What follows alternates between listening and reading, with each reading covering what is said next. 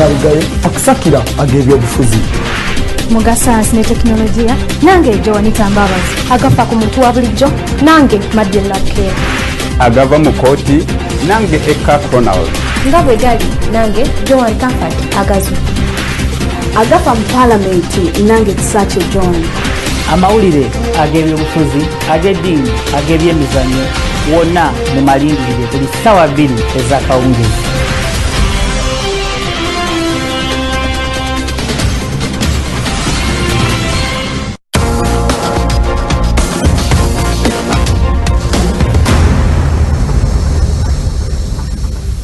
Ziramu okwaniriza ku Kingdom TV ey'Obwakabaka bwa Katonda ennaku z'omwezi ziri 27 omwezi gwa kutaano ate omwaka 2016.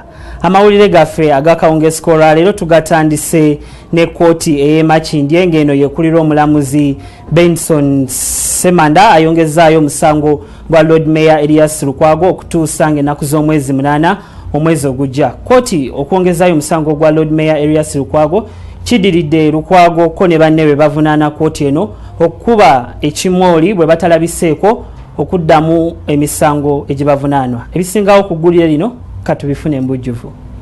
Omuloodi wa Kampala Elias Lukwago takubiddwako kya mulubale mu Kkooti enkulu e Makindye gy'abadde alina okubeera ne banne abalala 24. Omulamuzi Benson Semonda asobodde okuwuliriza enjuyi zombi wadde ng'oludda oluwolereza lutegeezezza nti oludda oluwaabi terubadde na bujulizi bwonna era ne lusaba Kkooti esuule omusango guno kubanga tegulina gye gulaga.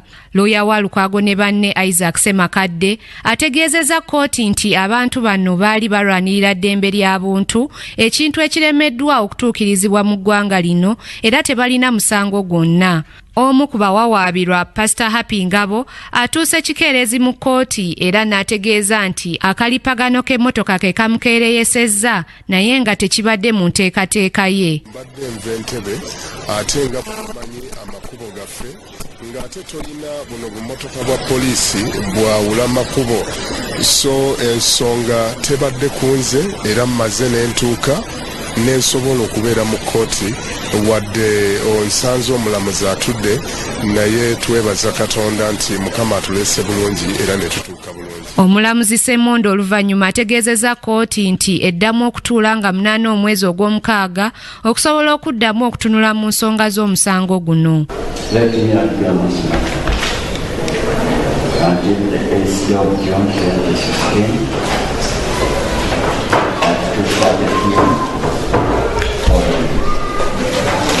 They're extended for all relative persons in court and within the summons to issue for correspondence.